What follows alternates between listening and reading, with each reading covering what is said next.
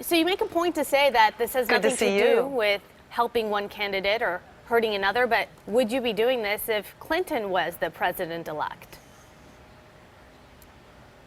Absolutely. And I was asked many times during the campaign, would I stand up and call for a recount if there were doubts about the reliability or the security of the vote? And I always said yes, regardless of who is declared winner.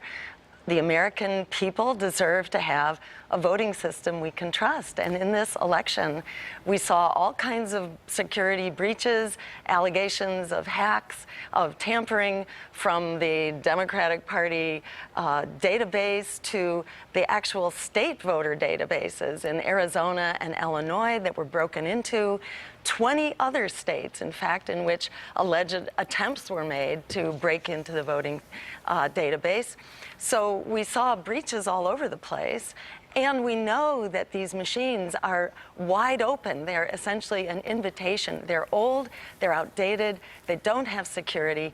The state of California has made them illegal, the very machines that are widespread throughout Wisconsin. So, you know, we need to create a system voters can be confident in, especially after an election that was so divisive, where people felt, you know, according to polls, 80% of voters said they were disgusted by the process of this election. And it's been an absolute outpouring of support from voters who are really funding this, small donor contributions that have come forward. And, you know, we raised like $6.2 million in 5 days that really raised itself. I think it speaks to how much the American people are really longing for and demanding a system that we can trust. All right, Dr. Stein, you know, every action has a reaction, and the reaction to this is Donald Trump saying there were about 3 million illegal votes cast against him, and he wants now an investigation with that. Where does this all end? Well, you know, I think the question is, where does it begin? You know, and I think it begins right here and right now because the voters are demanding it. And I think it begins because we have a very small time window in which to get this done and to get it done quickly.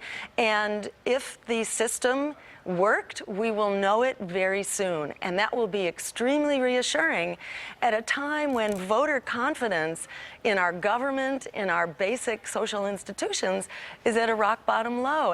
As Donald Trump himself said, you know, he called it a rigged election. That had a lot of resonance. When Bernie Sanders said it's a rigged economy, that had enormous resonance. Everyday people feel like we're being locked out.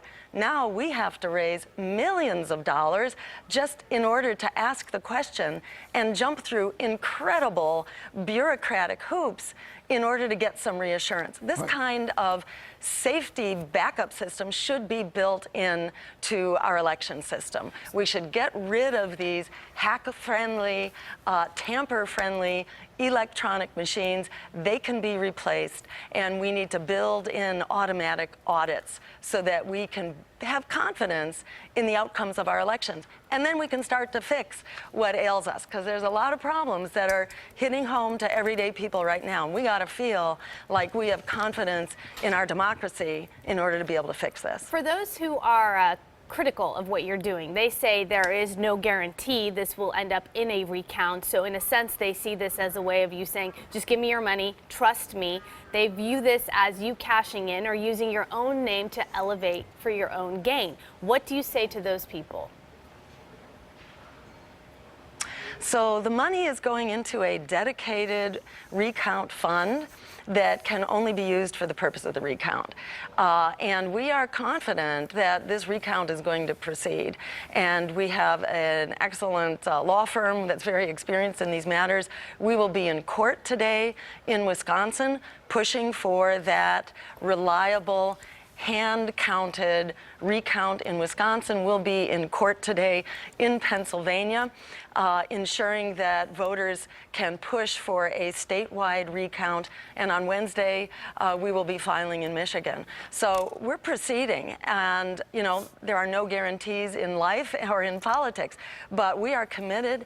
And this is a momentum which is created by voters funded by voters, and can only be used for this purpose. All right, Dr. Jill Stein explaining why she's pushing for this, and it is complicated. Wisconsin is relatively simple compared to Pennsylvania. We can get into that a little bit later on. Thank you, Dr. Stein. Thank you very much, Jill Stein, Green Party candidate.